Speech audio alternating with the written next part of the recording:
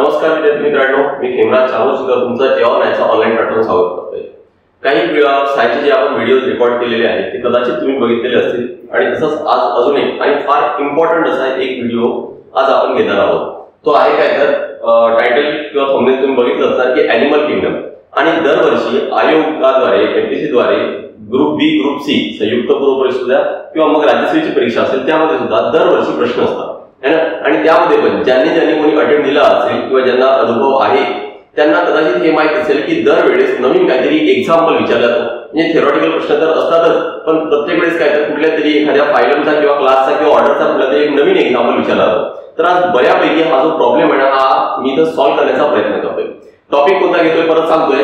Main जो topic आहे कोणता तर तो आहे बायोलॉजिकल क्लासिफिकेशन, म्हणजे काय तर सजीवांचं वर्गीकरण आणि त्यामध्ये स्पेसिफिकली काय तर आपण ॲनिमल किंगडम म्हणजे प्राणीसृष्टी घेणार आहोत। आता ॲनिमल किंगडम काय आहे, बायोलॉजिकल क्लासिफिकेशन काय आहे हे सर्व जर तुम्हाला काही माहित नसेलच तर त्यासाठी ऑलरेडी एक बायोलॉजिकल क्लासिफिकेशन म्हणून ऑलरेडी एक व्हिडिओ रेकॉर्ड हा केलेला आहे एऑनआयच्या YouTube प्लॅटफॉर्मवर ऑलरेडी अवेलेबल आहे।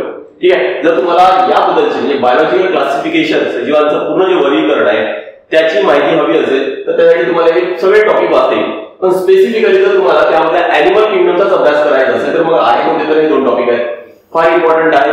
ठीक आहे, तर आता आपण घेणार आहोत की नेमका या टॉपिकला अभ्यास कसा करायचा आहे, कारण दरवर्षी प्रश्न आहे आणि खूप वास्ट प्रश्न आहे टॉपिक आहे हा। त्यासोबतच काय की याच्यामध्ये एक्झाम्पल्स एवढे काही विचारले जातात की प्रत्येक वेळेस आयोगाद्वारे कुठला तरी एक नवीन एक्झाम्पल दिसतो आपल्याला, तर तो सुद्धा मी एक तुम्हाला लिस्ट प्रोव्हाइड करतो। ती लिस्ट जमेल तिथपर्यंत तेवढी जमेल तिथपर्यंत पाठ करा, त्या व्यतिरिक्त अजून कुठले काही एक्झाम्पल्स कलेक्ट करता असेल ते करा। ठीक आहे, तर बघू आपण नेमकं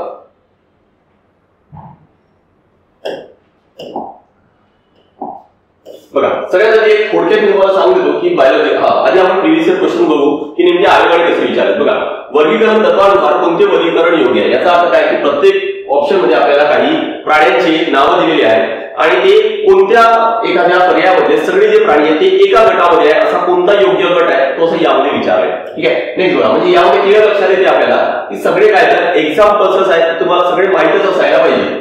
नेक्स्ट काय टेलिओप्सी या सुपर ऑर्डर मधील रिटर्न झालेल्या या प्राण्यांना सामान्यपणे उडणारे मासे ज्याला फ्लाइंग फिश म्हणतात, त्यामध्ये त्याला फ्लाइंग फिश म्हटलं जातं। तर या फ्लाइंग फिश कशाला म्हणतात, टेलिओप्सी हे सुपर ऑर्डर आहे आणि त्या फ्लाइंग फिशला दुसरं कोणतं नाव आहे हे सुद्धा विचारले। तर आपण असं सुद्धा त्या एक्झाम्पल मध्ये बघणार आहोत की नेमका एखादी प्राणी आहे त्याला अजून कोणकोणत्या नावाने ओळखला जातो आणि कोणकोणती अजून नावं आहेत त्यासाठी ते सगळं आपण घेणार आहोत। नेक्स्ट बघा, पुढचा प्रश्न काय आहे, खालीलपैकी कोणती विधान योग्य आहे। काय दिले, टेनिया सोलियमला उपजंत म्हणतात ज्याला उपवम, फॅचेला हेपेटिकाला यकृत फ्लूक या नावाने ओळखले जाते।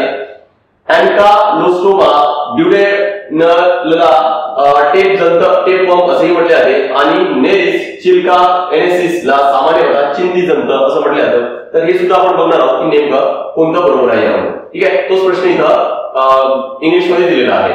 नेक्स्ट पुढचं काय तर हा थोडासा थेरॉटिकल प्रश्न आहे, यामध्ये एक्झाम्पल नाहीये की प्लॅटिहेल्मिंथिसला अशा प्रकारे सर्वोत्तम म्हणून ओळखले जाते। प्लॅटिहेल्मिंथिस हा काय तर ॲनिमल किंगडम मधला फायलम आहे जो आज तुमच्या लक्षात येईलच। ठीक आहे, सगळे आयोगाचे प्रश्न लक्षात येत असेल तिथं वर्ष सुद्धा टाकलेलं आहे। रिसेंटली झालेला ग्रुप सी मेनचा प्रश्न आहे की सस्तन प्राण्यांचे प्रकार दिलेत आणि त्यांची उदाहरण या बाजूला दिलेत, म्हणजे तुम्हाला या बाजूला काय तर एक्झाम्पल्स माहीतच असायला पाहिजे। ठीक आहे, तर हा तोच प्रश्न इंग्लिश मध्ये आहे। चला तर बघूया आपण। लक्षात घ्या, जर तुम्हाला या टॉपिकचे लिंक सायन्सची जी लिंक आहे आणि त्यासोबतच काय जे नोट्स आहेत हे सेम फाईल जर तुम्हाला हवी असेल तर तुम्हाला टेलिग्राम चॅनल जॉईन करता येईल। एऑनआयचा जो टेलिग्राम चॅनल आहे MPSC_एऑनआय आणि त्यानंतर एस एक्झाम रेस किंवा या सर्च करताना तुम्हाला एस द रेस असं सर्च करता येईल, म्हणजे काय हा चॅनल तुम्हाला लगेच टेलिग्रामला मिळेल। एस द रेस लोगो दोन्ही याचे लक्षात ठेवा म्हणजे तुम्हाला चॅनल सहज मिळेल। ठीक आहे, चला बघूया। नेक्स्ट एकदा थोडक्यात सांगून देतोय मी की नेमकं बायोलॉजिकल क्लासिफिकेशन काय आहे। तर बायोलॉजिकल क्लासिफिकेशन म्हणजे काय की पूर्ण जी सजीव सृष्टी आहे त्याचा आपल्याला काहीतरी वर्गीकरण करायचंय। वर्गीकरण का करायचंय, कारण स्टडी त्याचा अभ्यास आहे, सर्व प्राण्यांचा किंवा सर्व जे सजीव आहे त्यांचा अभ्यास हा आपल्याला चांगला करता यायला पाहिजे। आणि म्हणून बघा की सर्व सजीव आहे त्यांचं वर्गीकरण करताना कोणत्या गटात केले, सगळ्यात आधी पहिला जो गट होता तो आहे काय तर प्रोकॅरियोटिक्स। तो गट कोणता आहे तो आहे प्रोकॅरियोटिक्स आहे. आणि दुसरा आहे काय तर युकॅरियोटिक्स. म्हणजेच काय की जर तुम्ही सेल आणि सेलचे जर प्रकार जर अभ्यासले तुम्हाला लगेच लक्षात येईल की जे प्रॉपर डेव्हलप झालेली आहे जी खरी सेल आहे ती कोणती आहे तर कोणती पेशी आहे तर ती आहे युकॅरियोटिक्स. आणि जे प्रॉपर डेव्हलप झालेलं नाही आहे ते असतं काय तर मग असतं प्रोकॅरियोटिक्स असतं. ठीक आहे. नेक्स्ट प्रोकॅरियोटिक मध्ये सगळे जे सजीव आहेत ते युनिसेल्युलर म्हणजेच काय तर एकपेशी आहे. त्या बाजूला मराठीमध्ये दिली या बाजूला इंग्लिशमध्ये युनिसेल्युलर म्हणजेच काय तर एकपेशी आहे आणि त्यामध्ये फक्त एकच सृष्टी आहे ते म्हणजेच काय तर मोनेरा. हा सगळा जो कॉन्सेप्ट आहे हा पूर्ण टी डायग्राम ऑलरेडी मी कव्हर केलेला आहे. यासाठी कोणकोणते फॅक्टर्स कन्सिडर केलेले आहेत काय आहे तो सगळा एका व्हिडिओमध्ये कव्हर केलेला आहे. तुम्ही तो डिटेल व्हिडिओ नक्की बघा. नेक्स्ट काय आहे युकॅरियोटिक्स मध्ये दोन प्रकार आहेत युनिसेल्युलर आणि काय तर मल्टीसेल्युलर. म्हणजे एकपेशी आणि बहुपेशीय दोन्ही प्रकारचे सजीव आहेत.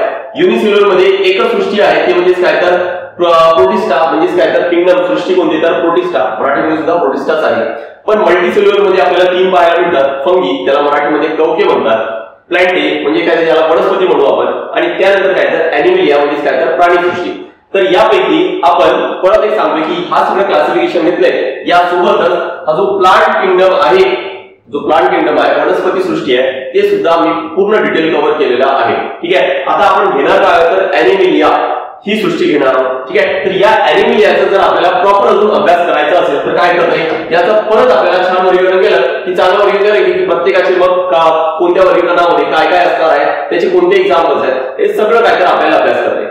पण त्यासोबतच एक लक्षात घ्यायचं आपल्याला की नेमकं त्यासोबतच एक तुम्हाला लक्षात घ्यायचंय की वर्गीकरण करायचं आहे मग ते ॲनिमलियाचं असू दे किंवा पूर्ण सजीवांचं असू द्या काहीतरी फॅक्टर्स आहेत ते कन्सिडर करावे लागतील. जसं मी तुम्हाला जरी काही जरी माहित नसेल तरी पण म्हटलं की पूर्ण सजीवांचं वर्गीकरण करा तर आपण सरळ ऍटलिस्ट दोन भागामध्ये तरी नक्कीच वर्गीकरण करू शकतो. ते म्हणजे काय तर वनस्पती आणि प्राणी.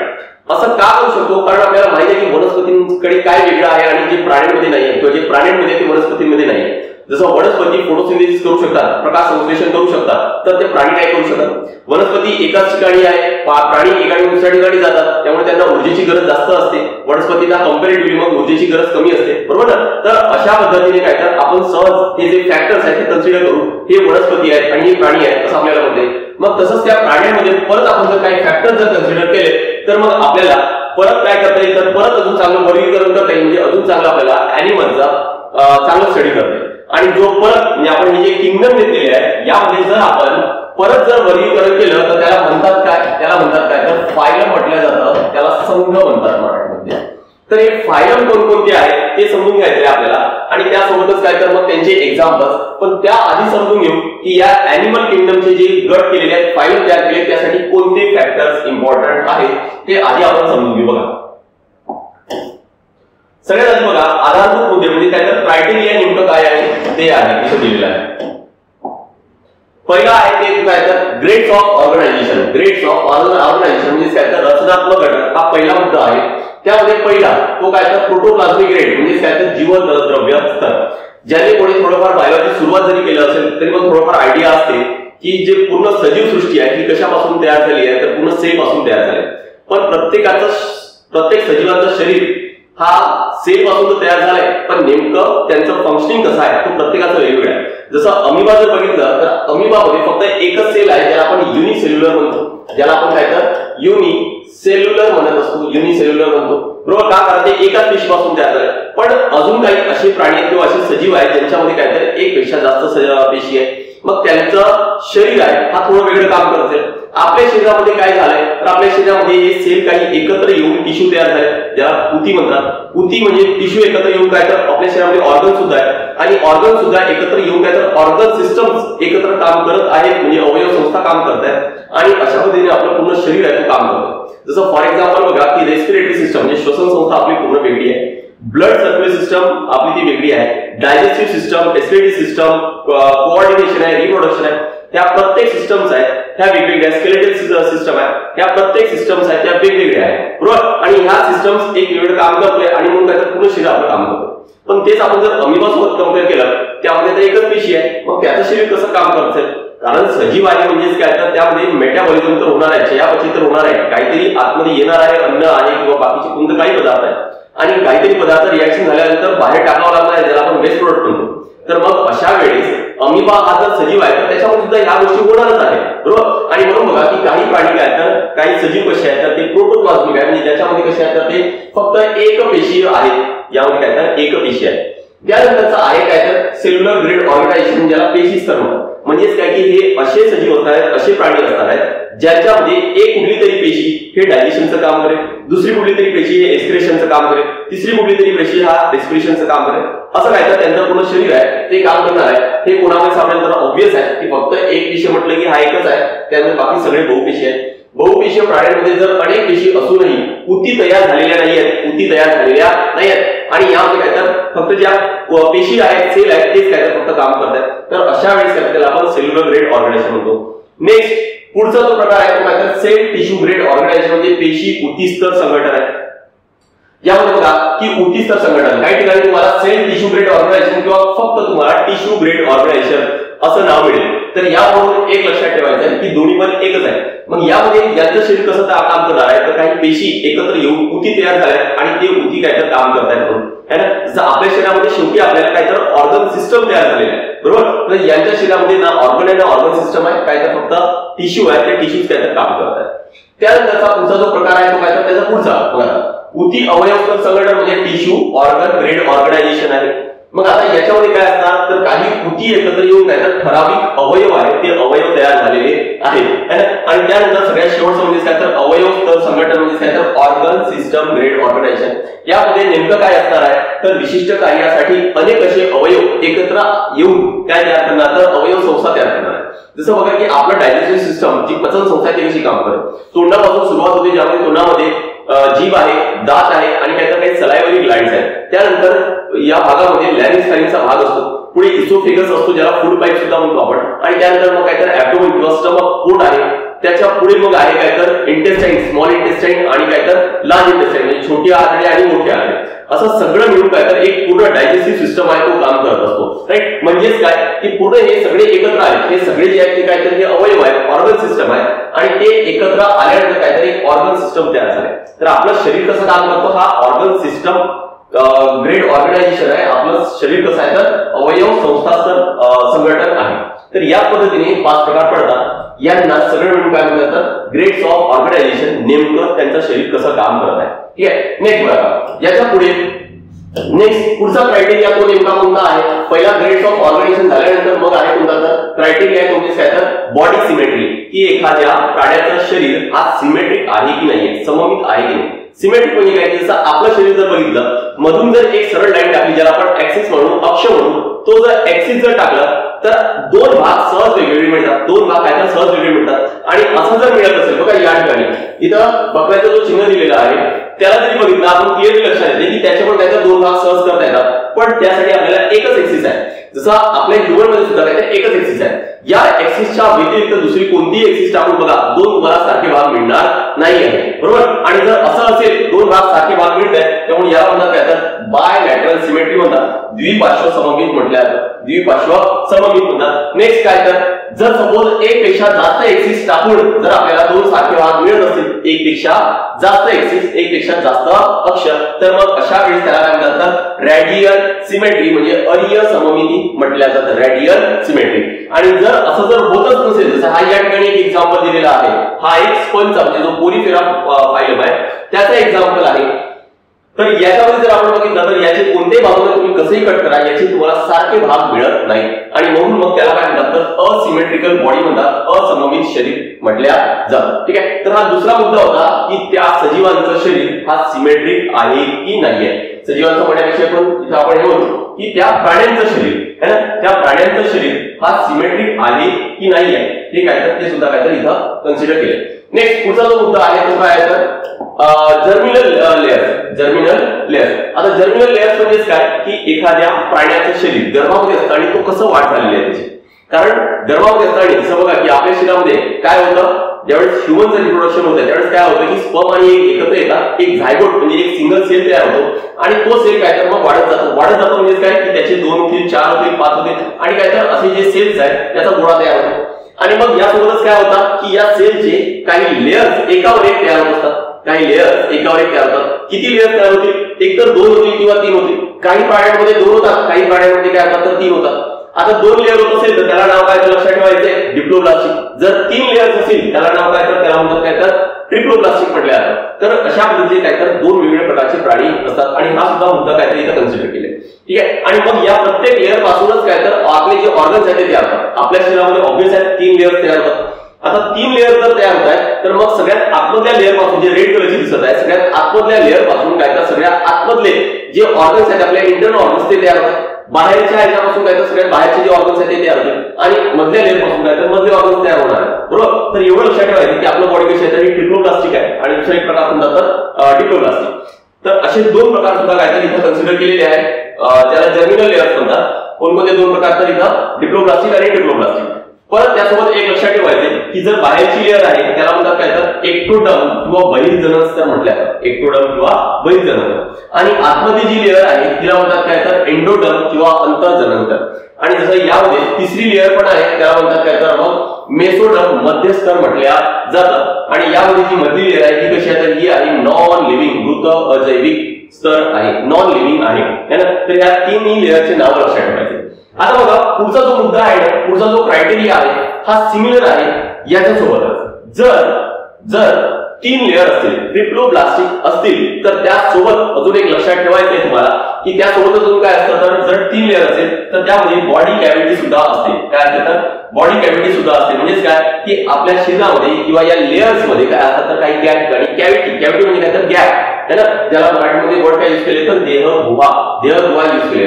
बॉडी कॅव्हिटी किंवा त्याला दुसरे नाव काय तर सिलोम असा वर्ड यूज केलेला आहे. ठीक आहे. तर हे लक्षात ठेवायचं कधी शक्य आहे जर ट्रिप्लोब्लास्टिक आहे तर म्हणजे 3 लेअर पासून जर तयार होत आहे एखाद्या प्राण्याचं शरीर तरच हे होणार आहे. डिप्लोब्लास्टिक मध्ये हे राहणार आहे कारण कॅव्हिटीसाठी 3 लेअर असणं फार जास्त गरजेचं आहे. बघा जर कॅव्हिटी तयार होत आहे कॅव्हिटी कशी तयार होत आहे तर बघा आतमधला जो लेअर आहे तो ग्रीन कलरचा दाखवला आहे. सगळ्यात बाहेरचा लेअर तो ब्ल्यू कलरचा दाखवला आहे आणि मधला लेअर आहे त्याचा तो रेड कलरचा दाखवलेला आहे. आता या ठिकाणी जी मधला लेअर आहे हा रेड कलरचा दाखवलाय आणि हा जो भाग दिसतो इथं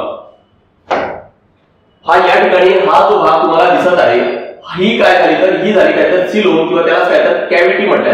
हा काय झाला भाग तर हा झाला सिलोमचा किंवा कॅव्हिटीचा भाग झाला. आता या ठिकाणी कॅव्हिटी बघा नेमकी कशी तयार झालेली आहे. मधल्या लेअरने दोन्ही लेअरला कनेक्टेड आहे.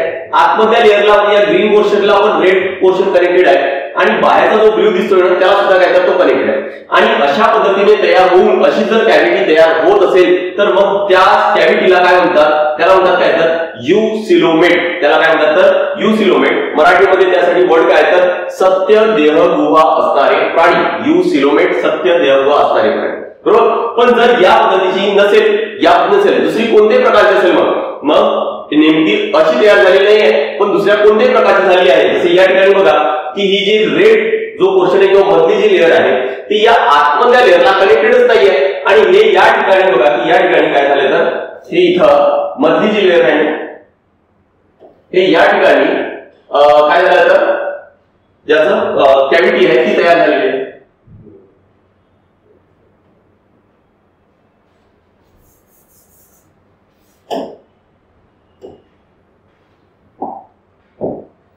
हे जे मधला जो लेअर आहे या ठिकाणी काय तर कॅव्हिटी आहे ती तयार झालेली आहे. म्हणजेच काय की मधला लेअर या बाहेर आतमधल्या लेअरला तो कनेक्टेडच नाही. मग अशा वेळेस जर कॅव्हिटी असेल अशी जर कॅव्हिटी असेल तर मग काय म्हणायचं त्याला आपल्याला स्युडोसिलोमेट म्हणायचं. त्याला काय म्हणतात तर मग स्युडोसिलोमेट. आणि जर कॅव्हिटीज तयार होत नाही आहे तर त्याला म्हणतात काय तर असिलोमेट. म्हणजेच काय तर देहगुहाहीन आणि स्युडोसिलोमेट म्हणजेच काय तर त्याला फसवी देहगुहा. स्युडो म्हणजे काय तर फसवी किंवा खोटी किंवा ज्याला आभासी सुद्धा म्हणतात. तर मग अशा वेळेस ही झाली तर खोटी देहगुहा किंवा स्युडोसिलोमेट. आणि ज्यावेळेस कॅव्हिटीच नाहीये बघा या ठिकाणी कोणती कॅव्हिटी नाहीये पूर्ण पॅक आहे तर मग अशा वेळेस याला काय म्हणतात तर असिलोमेट म्हटलं जातं. लक्षात ठेवायचे हे तिन्ही प्रकार कधी शक्य आहे जर बॉडी कशी आहे तर ट्रिप्लोब्लास्टिक आहे तरच काय तर हे शक्य आहे. अदरवाईज हे शक्य राहणार नाही. ठीक आहे. नेक्स्ट बघा पुढचं घेऊ. आता शेवटचा जो क्रायटेरिया आहे तो काय आहे. शेवटचा जो क्रायटेरिया आहे तो आहे काय तर बॉडी सेगमेंटेशन म्हणजे काय की काही प्राण्याचं शरीर हा सेगमेंट मध्ये तयार झालेला असतो. जसं फॉर एक्झाम्पल तुम्ही गाडीवर जर बघितलं त्याच्यावर आपल्याला लाईन दिसतात तर ते लाईन्स म्हणजे काय तर तो एक आहे तो काय तर सेगमेंट आहे. तर जर काही प्राण्याचं शरीर असं सेगमेंट नुसार सुद्धा काय तर तयार झालेलं आहे. कॉक्रोचला जर तुम्ही उलट करून बघितले तर त्याच्यावर सुद्धा काय तर खाली खालच्या बाजूला आपल्याला लाईन्स पाहायला मिळतात, तर तेच त्याला काय म्हणतात तर सेगमेंट्स म्हटलं. तर असे सेगमेंट्स मिळून काही प्राण्याचं शरीर तयार झालेलं आहे की नाहीये हा सुद्धा मुद्दा काय तर कन्सिडर केलेला आहे. असेल तर त्याला सेगमेंटेड बॉडी म्हणतात, खंडीभवित शरीर म्हटल्या जाते. ठीक आहे. तर एक्झाम्पल पण दिले इथं की प्राणी संघातील काय तर गांडूळ हा एक्झाम्पल दिलेला आहे. तर असे काय तर टोटल 5 मुद्दे आहेत ते कन्सिडर केलेले आहेत. कशासाठी तर जे पूर्ण प्राणी सृष्टी आहे त्याला विभागण्यासाठी. कोणकोणते 5 मुद्दे घेतले? पहिला होता की त्याला ग्रेड्स ऑफ ऑर्गनायझेशन, त्याचं शरीर नेमकं कसं तयार झालंय, सेल आहे, टिश्यू आहे, ऑर्गन आहे की ऑर्गन सिस्टम आहे, की युनिसेल्युलर आहे, हा एक पहिला मुद्दा कन्सिडर करण्यात आलाय. दुसरा मुद्दा होता की त्याची बॉडी, त्याचं शरीर हा सिमेट्रिक आहे की नाही, हा दुसरा मुद्दा होता. तिसरा मुद्दा होता की डिप्लोप्लास्टिक आहे की ट्रिप्लोप्लास्टिक आहे, म्हणजे त्याचे शरीर 2 लेअर की 3 लेअर पासून तयार झाले. आणि जर ट्रिप्लोप्लास्टिक असेल तर काय म्हणतो की त्यामध्ये बॉडी कॅव्हिटी सुद्धा असते, ज्याला आपण सिलोम म्हणतात किंवा त्याला देहगुहा मराठीमध्ये म्हटलं जातं. आणि त्याचे मग परत 3 प्रकार केले होते आपण, युसिलोमेट, असिलोमेट आणि स्युडोसिलोमेट. आणि जो 5वा जो क्रायटेरिया होता तो होता काय तर बॉडी सेगमेंटेशन, ज्याला खंडी भवन म्हटल्या जातं. तर असे 5 मुद्दे काय तर कन्सिडर केलेले आहेत त्यासाठी, जे प्राणी सृष्टी आहे त्याचं वर्गीकरण करण्यासाठी. आणि हे सगळे 5ही मुद्दे कन्सिडर करून मग काय करण्यात आलं तर पूर्ण जे सजीव प्राणी सृष्टी आहे ना त्याचं वर्गीकरण करण्यात आलं. बघा काय दिले इकडे, प्राणी सृष्टी आहे, शरीर संघटन दिले, ज्यामध्ये शरीर संघटन दिले की शरीर संघटन कसं आहे, ग्रेड्स ऑफ ऑर्गनायझेशन. पेशी स्तर आहे की पेशी स्तराच्या विरुद्ध काहीतरी वेगळं आहे, म्हणजे काय तर उती ऑर्गन की ऑर्गन सिस्टम आहे. शरीर सममित आहे की नाही आहे, म्हणजे काय तर सिमेट्रिक आहे की असिमेट्रिक आहे. आपण हे जमेल तिथपर्यंत थोडं इंग्लिश मध्ये घेऊ, थोडं जास्त सोपी जातं आणि जमेल तिथपर्यंत तुम्ही पण इंग्लिश मध्ये अभ्यास करा, कारण बरेचसे काही ऑप्शन हे आयोगाद्वारे इंग्लिश मध्ये देण्यात आलेले आहेत, मराठीमध्ये असेल तरी पण. ठीक आहे. त्यामुळे काय तर body symmetric, asymmetric, radial symmetric की बायसिमेट्रिक. त्यानंतर काय सांगितलं तुम्हाला की बॉडी कशी आहे, त्याच्यामध्ये डिप्लोप्लास्टिक आहे की ट्रिप्लोप्लास्टिक आहे. ट्रिप्लोप्लास्टिक असेल तर हे 3 प्रकार पडतात म्हणून काय तर इथपासून जे खालचे जे फायलम आहे हे सगळे कसे असतात तर हे ट्रिप्लोप्लास्टिक असणार आहे, आणि वरचे 2 असतात हे कसे असेल तर हे डिप्लोप्लास्टिक आहे, डिप्लोप्लास्टिक असणार आहे, म्हणजे 2च लेअर पासून तयार झाले. आणि हा सगळा क्रायटेरिया कन्सिडर करून मग काय करण्यात आला तर बघा, मग काय करण्यात आला तर 10 पूर्ण प्राणी सृष्टीची किती तर 1 2 3 4 5 6 7 8 9 10 टोटल 10 फायलम आहेत ते तयार करण्यात आलेले आहेत. Total 10 phylum. ठीक आहे. जसं पहिला काय तर पोलिफेरा, त्यानंतर निडानिया, प्लॅटिहेल्मिंथेस, ॲशेल्मिंथेस, ॲनेलिडा, आर्थ्रोपोडा, मोलुस्का, इकॅनोडर्माटा, हेमिकॉर्डेटा आणि काय तर कॉर्डेटा. आता कुठल्या तरी एखाद्या व्हिडिओमध्ये आपण प्रत्येक फायलम हे डिटेल, म्हणजे प्रत्येक फायलमसाठी एक वेगळा व्हिडिओ आपण घेऊन येणार आहोत. ठीक आहे. म्हणजे पोलिफेरा एका व्हिडिओमध्ये पूर्ण डिटेल कव्हर करू, पण त्यानंतर मग निडानिया आहे, प्लॅटिहेल्मिंथेस आहे, ॲशेल्मिंथेस, असं प्रत्येक फायलम एक कुठल्या तरी व्हिडिओमध्ये प्रत्येकामध्ये एक फायलम आपण करतो. पण इथं आपल्याला काय लक्षात ठेवायचं, जे आयोगाच्या दृष्टीने आहे, जर तुम्ही अनालिसिस केलं तर तुम्हाला एक नक्की लक्षात येते की इथं तुम्हाला याबद्दलची माहिती फार नसली तरी पण चालेल, पण तुम्हाला एक्झाम्पल्स प्रत्येकाची माहिती असायला पाहिजे. आणि म्हणून त्या उद्देशाने काय तर आज आपण हा व्हिडिओ रेकॉर्ड करतोय किंवा आज हा व्हिडिओ आपण घेतोय. ठीक आहे. तर या प्रत्येकाचे जे एक्झाम्पल्स आहेत यासाठीची फाईल मी तुम्हाला टेलिग्रामवर सगळं प्रोव्हाइड करतो. एक मोठी फाईल तयार केलेली आहे, प्रत्येक 10 फाईलची काय तर सगळे एक्झाम्पल्स, त्याची क्लास, म्हणजे याचं काय तर परत वर्गीकरण करून, म्हणजे काय तर किंगडम, त्यानंतर फायलम, क्लास, ऑर्डर, फॅमिली आहे ना, असं ऑर्डर पर्यंत किंवा क्लास पर्यंत काय तर मी ते सगळे एक्झाम्पल्स क्लासनुसार काय तर सगळे एक्झाम्पल्स तुम्हाला प्रोव्हाइड केले. कारण आता आयोग काय तर बघा, जर तुम्हाला टॅक्सोनॉमी कॅटेगरीज कदाचित आठवत असेल तर पहिला आहे काय तर किंगडम असतं, त्यानंतर असतं काय तर फायलम असते, त्यानंतर काय तर क्लास असतो, त्यानंतर काय तर ऑर्डर, त्यानंतर असते फॅमिली, त्यानंतर असतं काय तर जीनस, आणि त्यानंतर असतं काय तर स्पीसीज आहे ना. हा आहे काय तर टॅक्सोनॉमी कॅटेगरीज. आधी आयोगनं फक्त इथपर्यंत कदाचित विचार करतो, म्हणजे किंगडम आणि फायलम, पण आता हळूहळू जातपर्यंत या क्लास आणि ऑर्डर पर्यंत काय तर पोहोचले, तिथपर्यंतचे आपल्याला एक्झाम्पल्स माहिती असायला पाहिजे. आपल्या नोट्स मध्ये माझ्या जी नोट्स मी तुम्हाला फाईल प्रोव्हाइड करणार आहे या क्लास पर्यंत आहे, आणि काही ठिकाणी ऑर्डर पर्यंत सुद्धा दिलेला आहे. त्यामुळे तुमचे बरेचसे प्रश्न आहेत ते इथून सॉल्व्ह होतात. मी तुम्हाला डायरेक्ट या स्लाइड किंवा आजच्या व्हिडिओ डायरेक्ट त्या नोट्स मधले स्क्रीनशॉट दाखवणार आहे, जे तुम्हाला सगळं आयडिया येईल. पण ती फाईल टेलिग्रामवरून नक्की डाउनलोड करा, तिथं मी शेअर करतो. चला एक्झाम्पल घेऊ आपण. याचे जे आयोगाने जे PYQ विचारलेले होते ते कसे विचारले ते बघू. बघा पहिला जो प्रश्न होता काय होता, वर्गीकरण तत्वानुसार कोणते वर्गीकरण योग्य आहे, बरोबर. Which is the correct group from the taxonomic point of view. Taxonomic point of view म्हणजे काय की ते कोणत्या गटामध्ये, टॅक्सोनॉमिक कॅटेगरीज म्हणजे की गट तयार केलेले आहे ज्याला आपण किंगडम, फायलम, क्लास, ऑर्डर हे सगळं म्हणतो, बरोबर. तर यामध्ये आपल्याला लक्षात येते की sea fan, sea star, sea pen हे जर एका गटामध्ये असेल तर काय ते सगळे बरोबर आहे. बघा इथे काय सी फॅन, सी स्टार आणि सी पेन मी इथे लिहून पण दिलेलं आहे की सी फॅन आणि काय तर सी पेन हे फक्त कोणत्या फाईलमध्ये येतात तर निडारिया किंवा ज्याला सिलेंडर अटा सुद्धा म्हटलं जातं त्या फाईलमध्ये येतात. पण सी स्टार हा कोणत्या याच्यामध्ये येतो तर इकायनोडर्माटामध्ये येतो. याच्यामध्ये काय तर हा पर्याय तर तो काय तर फर्स्ट ऑप्शन काय तर कॅन्सल झाला. नेक्स्ट काय जेलीफिश, सिल्वरफिश आणि स्टारफिश. जेलीफिश बघा पुढे सापडते आपल्याला जेलीफिश हा परत निडारियामध्ये आहे. सिल्वरफिश कुठे भेटते आपल्याला, सिल्वरफिश कशामध्ये आहे तर ऑर्थोपोडामध्ये आहे आणि स्टारफिश कशा तर इकायनोडर्माटामध्ये. म्हणजे हा सुद्धा गट आहे किंवा सेकंड ऑप्शन आहे तो परत एका गटामध्ये येत नाही. नेक्स्ट फोलास, फायला आणि कटलफिश कोणत्या याच्यामध्ये येतात तर हे सगळे मोलुस्काचे एक्झाम्पल आहेत. मोलुस्का फायलमध्येच येतात आणि म्हणजे आन्सर येणार काय तर थर्ड येणार आहे. आणि त्यानंतर काय तर अर्थवर्म, अॅकॉनवर्म आणि क्लॅमवर्म. बघा आपण एका पर्याय चेक करून बघू आपण. अर्थवर्म कोणत्यामध्ये येतो तर तो ॲनिलिडामध्ये येतो. अॅकॉनवर्म हा हेमिकॉर्डेटा आहे ना. त्यानंतर काय तर क्लॅमवर्म सुद्धा काय तर ॲनिलिडामध्येच येतो, राईट. आणि म्हणून काय तर चौथा पण हा कॅन्सल होईल. तर या पद्धतीने तुम्हाला सगळे एक्झाम्पल्स कोणत्या फायलमध्ये येतात, कोणत्या क्लासमध्ये येतात ते माहित असायला पाहिजे. तर काय तर हे प्रश्न आहेत ते सॉल्व्ह करता येतात. नेक्स्ट पुढचं बघू आपण.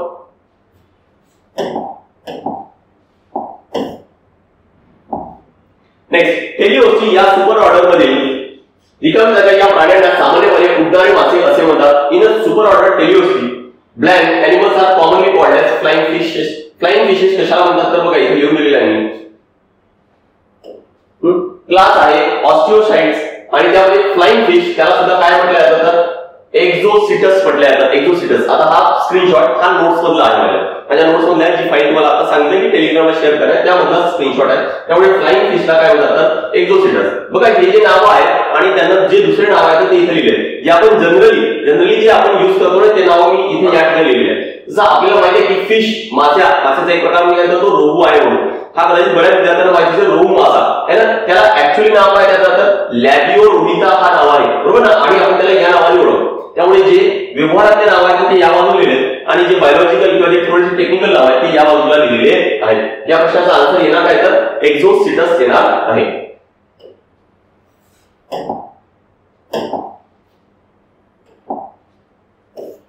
नेक्स्ट परत हा प्रश्न इंग्लिश मध्ये घेऊ. थोडं जास्त सोपी जातो वाचायला किंवा सॉल्व्ह करायला.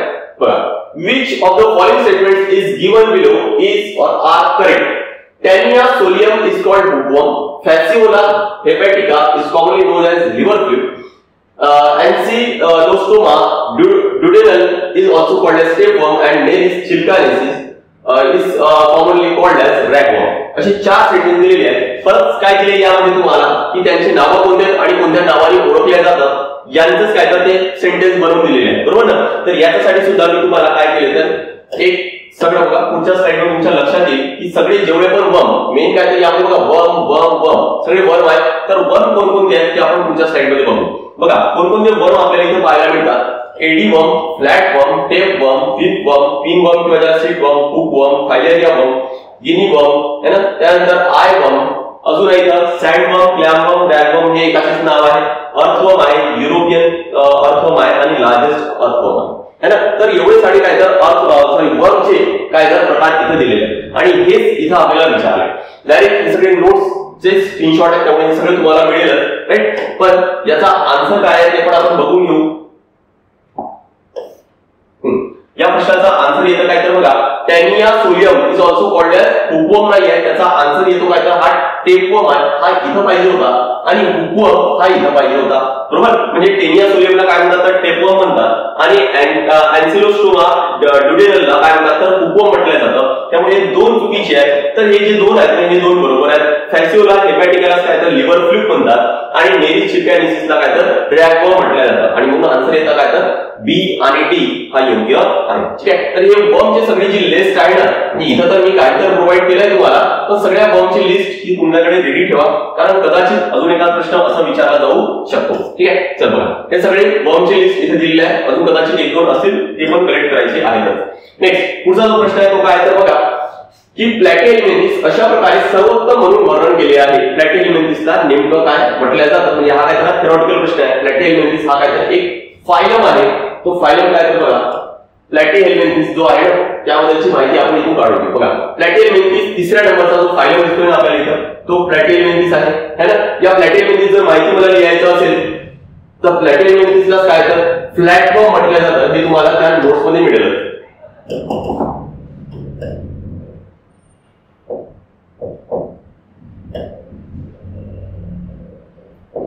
याला काय म्हणतात तर लक्षात ठेवा की फ्लॅटफॉर्म्स म्हटल्या जातं. परत प्लॅटिहेल्मिंथिसची अजून एक माहिती काय लक्षात ठेवायची तुम्हाला हे कशा तर असिलोमेट आहे आणि असिलोमेट हे तुम्हाला सुरुवातीला सांगितले की तिन्ही प्रकार कशाचे ट्रिप्लोब्लास्टिकचे आहेत. म्हणजे याला आपण म्हणू की ट्रिप्लोब्लास्टिक सुद्धा आहे.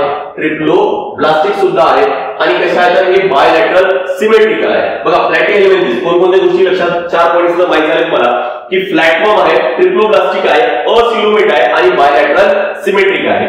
फ्लॅटफॉर्म, ट्रिप्लोब्लास्टिक, असिलोमेट आणि बायलॅटरल सिमेट्री आहे. ठीक.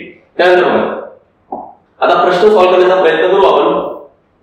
काय होता प्रश्न की फ्लॅटफॉर्मला अशा प्रकारे सर्वोत्तम म्हणून वर्णन केले जाते. एकतर फ्लॅटफॉर्म हा सगळ्यांमध्ये आहे त्यामुळे फ्लॅटफॉर्म तर येतोच. काय तर फ्लॅटफॉर्म तर सगळ्यांमध्ये आहे. ठीक आहे. त्यानंतर ट्रिप्लोब्लास्टिक, डिप्लोब्लास्टिक, ट्रिप्लोब्लास्टिक, डिप्लोब्लास्टिक. इथे डिप्लोब्लास्टिक काय कॅन्सल करू आणि आहे कसा तर तो असिलोमेट आहे है ना. असिलोमेट आहे. या ठिकाणी सिलोमेट आणि सिलोसिलोमेट लिहिले त्यामुळे हे दोन पण काय तर कॅन्सल होईल. असिलोमेट असल्यामुळे आन्सर येणार काय तर तो फर्स्ट आहे, तो योग्य आहे. ठीक आहे.